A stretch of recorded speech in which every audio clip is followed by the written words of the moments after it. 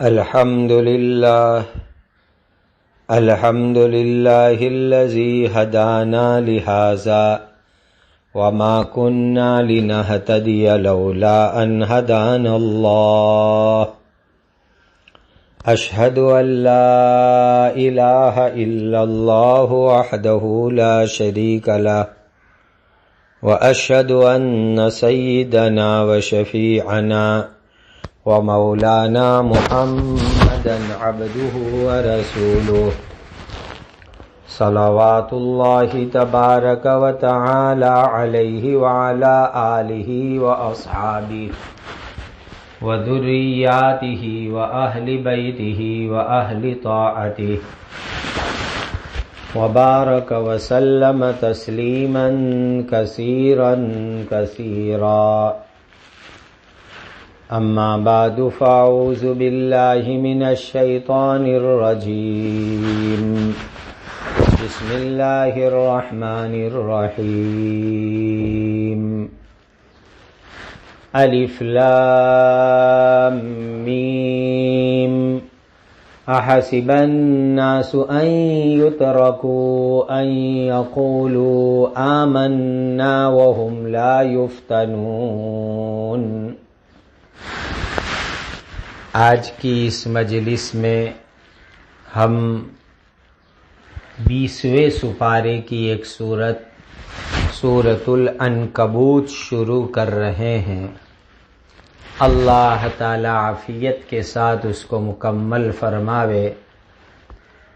یہ سورۃ عنکبوت مکی سورت ہے، یعنی حضرت نبی پاک صلی اللہ علیہ وسلم نے مدینہ منورہ کی ہجرت کی، اس سے پہلے یہ سورت نازل ہوئی. اس میں 69 یعنی 69 آیتیں ہیں. سورہ روم کے بعد سورہ مطففین سے پہلے 85 نمبر کے اوپر نازل ہوئی. اس صورت میں اللہ تعالیٰ نے شرک کو باطل بتلانے کے لیے مکڑی کی مثال بیان فرمائی. مکڑی عربی میں اس کو عنکبوت کہتے ہیں، اردو میں مکڑی کہتے ہیں، ہماری گجراتی میں کروڑیوں کہتے ہیں. یہ جو گھروں میں جالے ہو جاتے ہیں، تنے ہو جاتے ہیں، وہ مکڑی. جب آیت میں اس کا تذکرہ آئے گا تو اس کے متعلق بڑی اہم باتیں انشاءاللہ بتلائی جائے گی. ترجمہ: اللہ تعالیٰ ہی کے نام کی برکت حاصل کرتے ہوئے میں پڑھتا ہوں جن کی رحمت سب کے لیے ہیں، جو بہت زیادہ رحم کرنے والے ہیں. الف لام میم. کیا لوگوں نے یہ سمجھ رکھا ہے کہ وہ صرف اتنا کہہ دینے پر کہ ہم ایمان لے آئے ہیں چھوڑ دیے جائیں گے اور ان کو آزمایا نہیں جائے گا؟ یہ ہو گئی سورت کی پہلی آیت کریمہ. زبان سے یہ بولنا کہ میں ایمان والا ہوں بہت آسان ہے. جب ایمان کا دعویٰ کرے تو اللہ کی طرف سے تمہارے ایمان کی کسوٹی ہوگی، پریکشا ہوگی، ایگزام ہوگا کہ تم ایمان میں سچے ہو کہ تمہارا ایمان بناوٹی ہے. اللہ تعالیٰ لوگوں کے سامنے ظاہر کرنا چاہتے ہیں کہ آدمی ایمان کے اندر سچا ہے یا ایمان کے اندر جھوٹا ہے. یاد رکھو، جو آدمی دین کے اعتبار سے جتنا مضبوط ہوتا ہے اتنا اس کا امتحان بھی سخت ہوتا ہے. جو آدمی دین کے اعتبار سے جتنا بڑا ہوتا ہے اتنا اس کا امتحان بھی مشکل ہوتا ہے. اس لیے اللہ تعالیٰ نے سب سے سخت اور مشکل امتحان اپنے نبیوں کا لیا، پیغمبروں کا لیا، رسولوں کا لیا. پھر اللہ تعالیٰ کے اولیاء کرام ان کا امتحان ہوا۔ اولیاء کرام کے اندر صحابہ کرام رضوان اللہ تعالی علیہ مجمعین کا درجہ، مقام، مرتبہ سب سے اونچا ہے، تو اللہ تعالی کی طرف سے ان کا بھی امتحان لیا گیا، اور سب سے سخت امتحان لیا گیا۔ اور خاص طور پر جو صحابہ ہجرت کر کے مدینہ منورہ جا رہے تھے، وہ کافروں کے ہاتھ سے ستائے گئے، کافروں کے ہاتھ سے ان کو دکھ پہنچایا گیا، تکلیف پہنچائی گئی، تو ان کے متعلق خاص طور پر یہ آیت نازل ہوئی۔ اب اللہ تعالیٰ جو ایگزام اور امتحان لیتے ہیں وہ تین طرح کا ہوتا ہے۔ نمبر 1، اللہ کے حکموں کی پابندی، کہ اللہ تعالیٰ نے جس زمانے میں جو شریعت، جو قانون، جو آسمانی کتاب، جو مسئلے مسائل بھیجے، اس کے مطابق عمل کرنا اور پابندی سے عمل کرنا، یہ پہلا امتحان ہے۔ نمبر 2، مصیبت، بیماریاں، تکلیفیں، خطرناک برے حالات، یہ دوسرا امتحان ہے۔ اور نمبر 3، کافروں اور دشمنوں کی طرف سے تکلیفیں، سختیاں، مصیبت، یہ تیسرا امتحان ہے۔ اور الگ الگ طریقے سے اللہ تعالیٰ امتحان لیتے ہیں۔ جیسے حضرت ابراہیم علیہ السلام کے لیے فرمایا وَإِذِ ابْتَلَىٰ إِبْرَاهِيمَ رَبُّهُ بِكَلِمَاتٍ، بہت سارے الگ الگ حکم دے کر کے اللہ نے ابراہیم علیہ السلام کا امتحان لیا، لیکن ابراہیم علیہ السلام امتحان میں پورے کامیاب ہو گئے۔ حضرت ایوب علیہ السلام کا بیماریوں کے ذریعے سے امتحان لیا، حضرت نوح علیہ السلام کا دشمنوں کی تکلیف کے ذریعے سے امتحان لیا۔ اور بعض اللہ کے بندے ایسے ہوتے ہیں کہ ان کا تینوں طریقے سے امتحان لیا جاتا ہے۔ حضرت نبی کریم صلی اللہ علیہ وسلم کی مبارک زندگی دیکھ لو، اللہ کی طرف سے جو حکم بھی آیا، حضور نے ہر حکم کو پورا فرمایا۔ مکہ کے کافروں کی طرف سے، مدینہ کے یہودیوں کی طرف سے، اور شام کے عیسائیوں کی طرف سے، اور منافقوں کی طرف سے جو تکلیف بھی پہنچی، یہاں تک کہ اپنے خاندان قریشیوں کی طرف سے جو تکلیف پہنچی، وہ تمام تکلیفیں نبی کریم صلی اللہ علیہ وسلم نے برداشت فرمائی۔ اور طائف میں نبی کریم صلی اللہ علیہ وسلم کو زخم پہنچے، احد کی لڑائی میں زخم پہنچے، اور یہودیوں نے زہر پلایا، یہ سب دشمنیاں بیماری کی لائن کی، یہ تکلیف بھی نبی کریم صلی اللہ علیہ وسلم نے اٹھائی۔ ہر طرح سے اللہ تعالیٰ نے امتحان لیا۔ تو اللہ تعالیٰ اپنے نیک بندوں کا امتحان لیتے ہیں، نیک بندوں کا ایگزام لیتے ہیں، نیک بندوں کی پریکشا لیتے ہیں۔ پہلے اللہ تعالیٰ کی طرف سے ایمان کا حکم ہوا، پھر نماز کا حکم ہوا، پھر زکوٰۃ کا حکم ہوا، پھر دوسرے شریعت کے مسئلے مسائل آئے، بہت ساری چیزیں حرام کی گئی۔ اس طرح الگ الگ طریقے سے اللہ تعالیٰ نے امتحان لیا۔ تو یہ امتحان کا آنا، یہ ایمان کی کسوٹی ہوتی ہے، ایمان کی ایک پریکشا ہوا کرتی ہے، اور اللہ تعالیٰ دیکھنا چاہتے ہیں کہ میرا کون بندہ پکا ایمان والا ہے اور کون جو ہے بناوٹی باتیں کرتا ہے۔ یہ اللہ تعالیٰ جو ہے امتحان لیتے ہیں۔ آگے والی آیت میں فرماتے ہیں وَلَقَدْ فَتَنَّا الَّذِينَ مِن قَبْلِهِمْ فَلَيَعْلَمَنَّ اللَّهُ الَّذِينَ صَدَقُوا وَلَيَعْلَمَنَّ الْكَاذِبِينَ۔ حالانکہ ان سے پہلے جو لوگ گزر چکے ہیں، ہم ان سب کو آزما چکے ہیں، سو اللہ تعالیٰ ان لوگوں کو ضرور معلوم کر کے رہیں گے جو ایمان میں سچے ہیں، اور اللہ تعالیٰ جھوٹوں کو بھی ضرور معلوم کر کے رہیں گے۔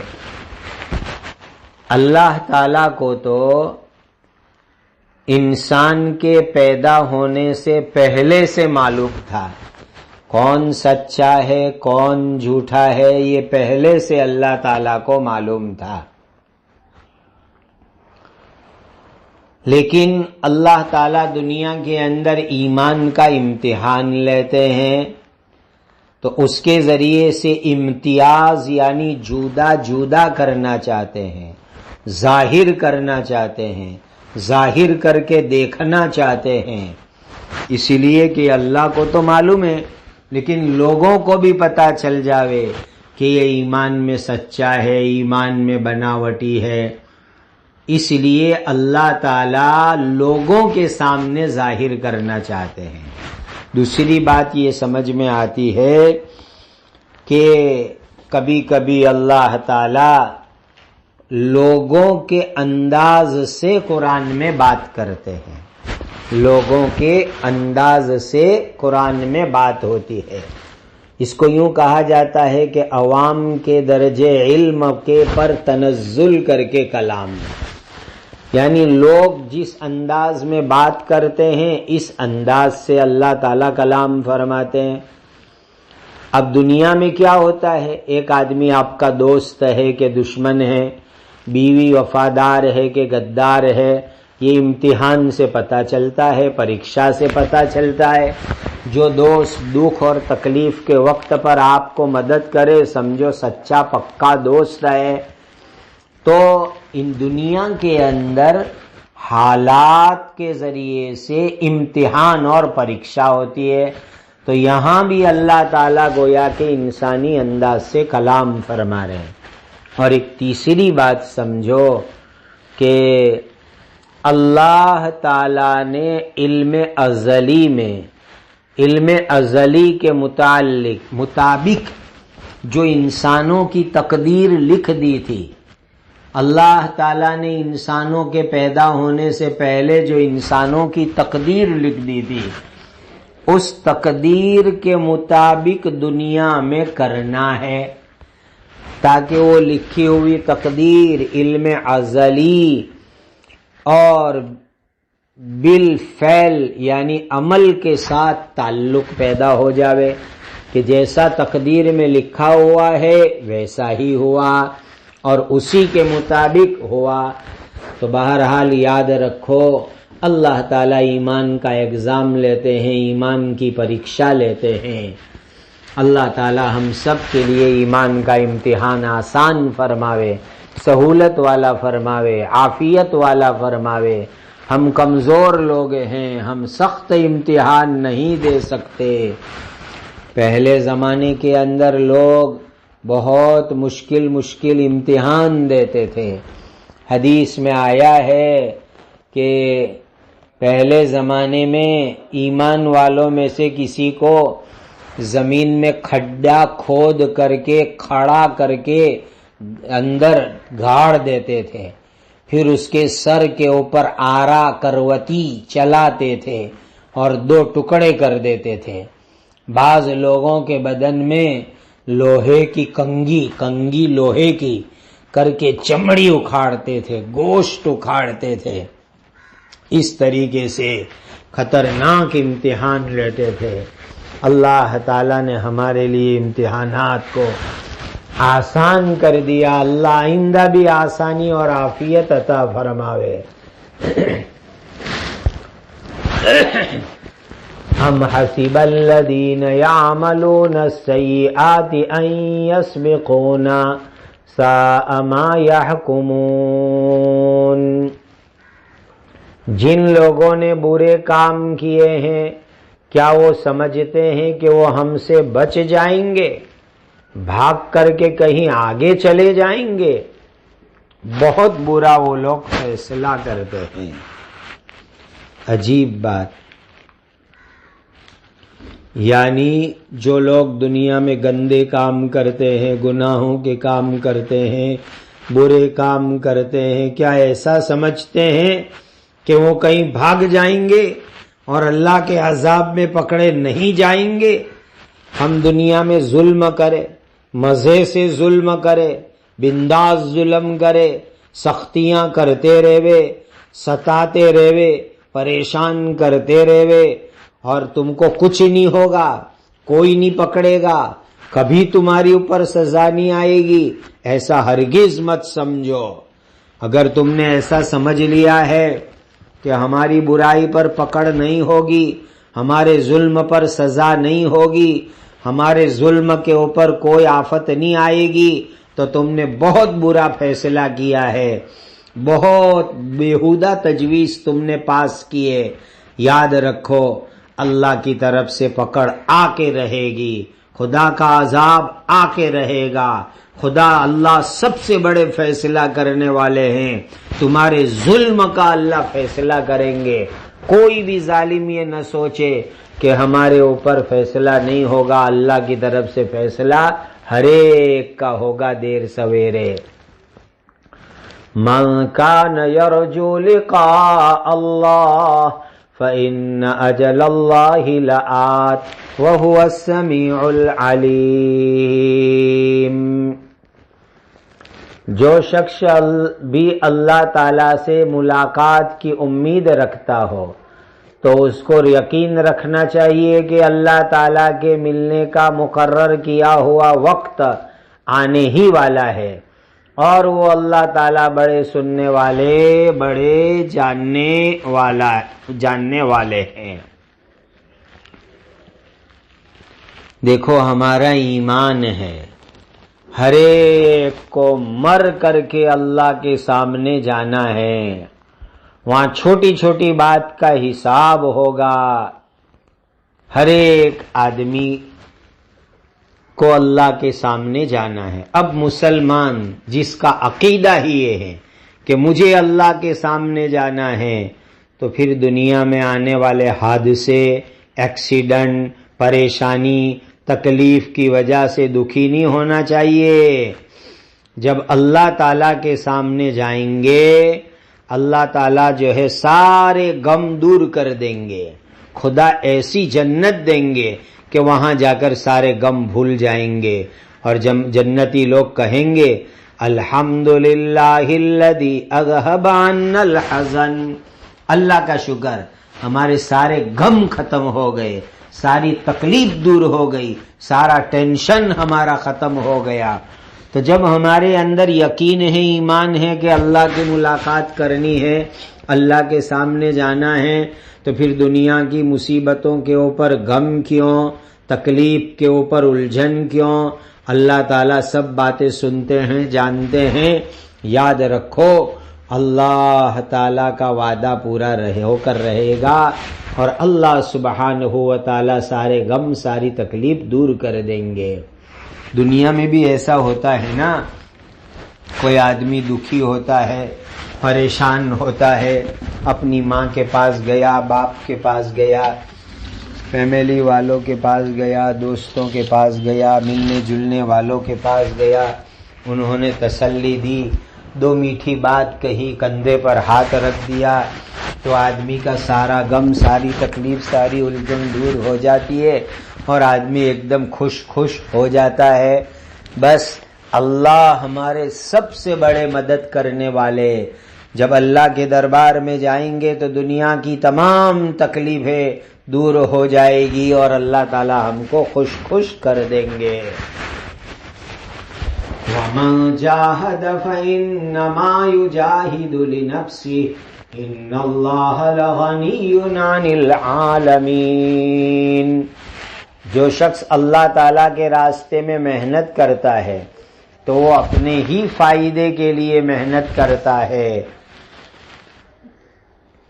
یقیناً اللہ تعالیٰ تمام عالموں سے بے پرواہ ہے، یقیناً اللہ تعالیٰ کو تمام دنیا والوں میں سے کسی کی ضرورت نہیں ہے۔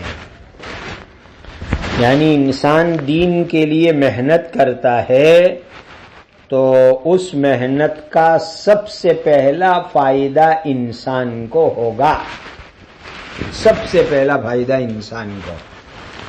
کسی آدمی نے عبادت کی، کسی آدمی نے اپنے آپ کو گناہ سے بچایا، کسی آدمی نے دین کے لیے مال لگایا، جان لگائی، بدن کو تھکایا، تو دنیا میں بھی فائدہ، آخرت میں بھی ثواب. ایسا نہیں کہ اللہ کے لیے محنت کر رہا ہے لیکن اللہ پر احسان کر رہا ہے. نہیں نہیں نہیں نہیں نہیں، ہم محنت کر رہے ہیں اللہ کو خوش کرنے کے لیے، عبادت کرتے ہیں اللہ کو خوش کرنے کے واسطے، لیکن اس کا فائدہ ہم کو ہی ہوگا. دنیا میں راحت ملے گی، عزت ملے گی، آخرت میں جنت ملے گی. امام ابن کثیر رحمت اللہ علیہ نے حضرت حسن بصری کی ایک بڑی بات نقل فرمائی ہے. ارشاد فرمایا کہ تلوار چلانے ہی کا نام جہاد نہیں ہے. یعنی لوگ ایسا سمجھتے ہیں کہ تلوار چلاؤ تو جہاد ہوئے. نہیں نہیں نہیں، انسان نیک کام کی کوشش میں لگا رہے، یہ بھی ایک طرح کا جہاد ہے. یعنی نیک کام کرے، اچھے کام کرے تو یہ بھی ایک طرح کا جہاد ہے. یعنی آدمی نماز پڑھے، روزہ رکھے، قرآن پڑھے، تسبیح پڑھے، تلاوت کرے، دکھی لوگوں کی خدمت کرے، بیماروں کی خدمت کرے، واوا جوڑا میں پھنسے ہوئے لوگوں کی خدمت کرے، سیلاب آندھی میں پریشان لوگوں کی خدمت کرے، کووڈ کورونا کے بیماروں کی خدمت کرے. یہ نیک کام کی کوشش کرنا، نیک کام کی محنت کرنا، یہ بھی ایک طرح کا جہاد ہے. یہ نہیں کہ صرف تلوار چلاوے اس کا نام جہاد. نہیں نہیں نہیں، حضرت حسن بصری نے یہ سب اچھے کام کو بھی فرمایا کہ یہ بھی اللہ کے راستے میں ایک طرح کا جہاد ہے.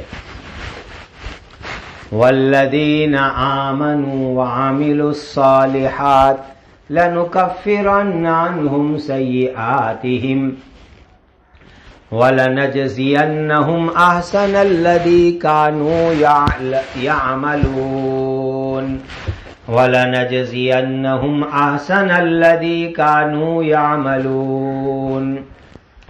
اور جو لوگ ایمان لائے اور انہوں نے نیک کام کیے، ہم ان پر سے ان کی برائیاں یعنی گناہ ضرور دور کر دیں گے، اور جو نیک کام وہ کرتے تھے اس کا بہترین بدلہ ہم ان کو ضرور دیں گے. یاد رکھو، ہم جو نیک کام کرتے ہیں نا، اللہ تعالیٰ کو نیکی ہماری کچھ کام نہیں آتی. یہ اللہ کی بہت بڑی مہربانی ہے کہ ہمارے نیک کام پر اللہ تعالیٰ بدلا دیوے، ہمارے نیک کام کے اوپر ثواب دیوے، ہمارے نیک کام کے اوپر اللہ جنت دیوے. یہ اللہ تعالیٰ کا بہت بڑا احسان ہے. اللہ ایمان کی برکت سے، نیک کاموں کی برکت سے گناہ کو معاف کر دیتے ہیں. یہ بھی اللہ کا بہت بڑا احسان ہے. اور نیک کاموں کا بہترین بدلہ اللہ تعالیٰ دیں گے. یاد رکھو، ایمان کی برکت سے کفر، شرک وغیرہ گناہ ختم ہو جاتے ہیں. توبہ کرنے کی وجہ سے گناہ کبیرہ بھی ختم ہو جاتا ہے. گناہ صغیرہ نیکیوں سے معاف ہو جاتے ہیں، اور بہت سے گناہ اللہ کے فضل و کرم سے معاف ہوتے ہیں. بہت سے گناہوں کے اوپر چھوٹی چھوٹی سزا بھگت کر اللہ تعالیٰ جنت کے اندر داخل فرما دیں گے.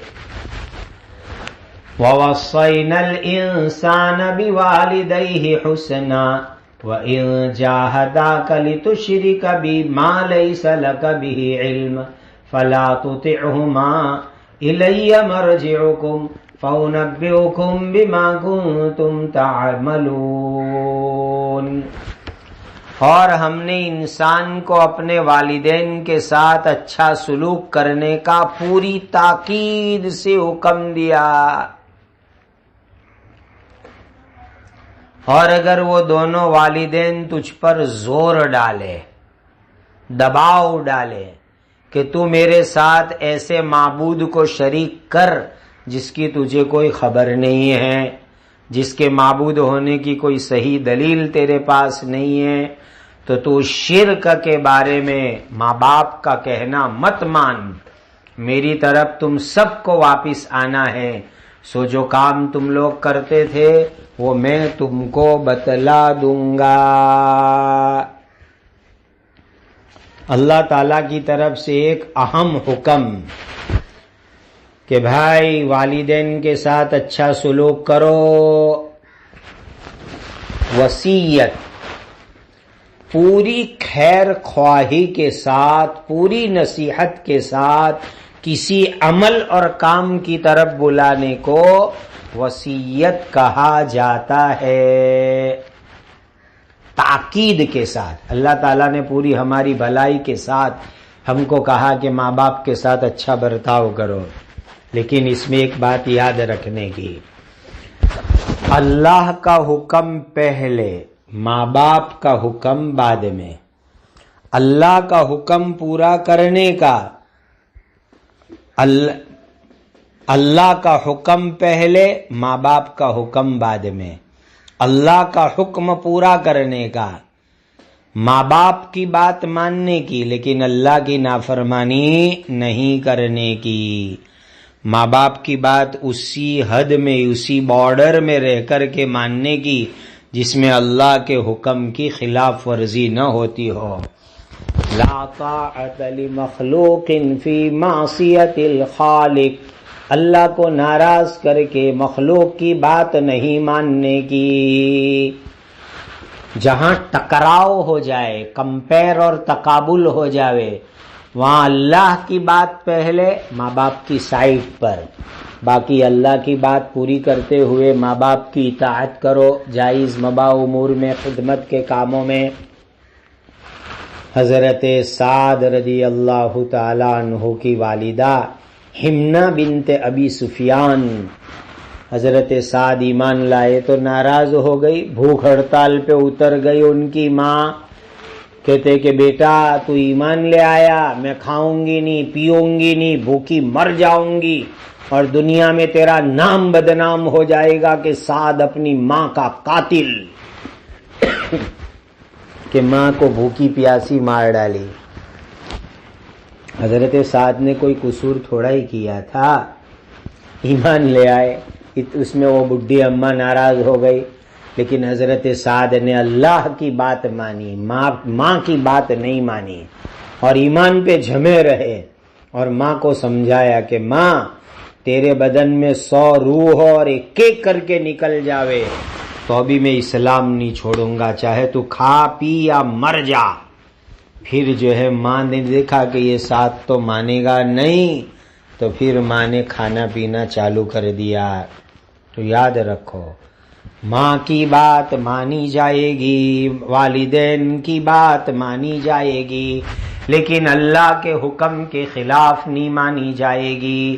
سب کو اللہ کے دربار میں جانا ہے، دنیا کی زندگی کے کام کا بدلہ دیا جائے گا۔ والذین آمنوا وعملوا الصالحات لندخلنہم فی الصالحین، اور جو لوگ ایمان لائے اور انہوں نے نیک کام کیے، ہم ضرور نیک لوگوں کے درجے میں جنت میں ان کو داخل کریں گے۔ جو لوگ ایمان لائے، نیک کام کیے، اللہ ان کو نبیوں کے ساتھ، ولیوں کے ساتھ، شہیدوں کے ساتھ جنت میں داخل کریں گے، جنت میں شامل کریں گے۔ اللہ اکبر! کتنی بڑی اس آیت کے اندر ایمان والوں کے لیے خوشخبری دے دی گئی۔ ایمان لاؤ، نیک کام کرو تو اللہ تعالیٰ نیک لوگوں کے درجات کے اندر داخل فرما دیں گے۔ دیکھیے، انبیاء علیہ السلام، اللہ کے رسول، اللہ کے پیغمبر، ان لوگوں کا درجہ تو جنت قیامت کے میدان میں کتنا نرالا ہوگا، صحابہ کرام کا مقام مرتبہ کتنا نرالا ہوگا، لیکن ایمان اور نیکی کے اوپر جو رہے گا اللہ تعالیٰ خاص بندوں کے ساتھ شامل کر دیں گے۔ سبحان اللہ، سبحان اللہ۔ امام ابن کثیر رحمت اللہ علیہ نے یہاں بڑی بات لکھی ہے، اگر کوئی بیٹا اپنے ماں باپ کی بات شریعت کے خلاف ہوئے وہ نہ مانے، اور ماں باپ ناحق پر رہے، شریعت کے خلاف بات پر رہے، تو اللہ تعالیٰ بیٹے اولاد کو اللہ کے نیک بندوں کی جماعت میں شامل کر دیں گے، اور قیامت کے دن ان کے ساتھ اس کا حساب کتاب ہوگا۔ اسی لیے بھائی، کسی کی بات شریعت کے مطابق ہو تو مانو، شریعت کے خلاف ہو تو کسی کی بات مت مانو۔ اللہ کا حکم سب سے پہلے ہے، باقی سب کچھ بعد میں ہے۔ اللہ کا حکم پورا کیا جائے گا۔ اللہ ہم سب کو اپنا حکم ماننے والا سچا پکا مخلص بندہ بنا دے۔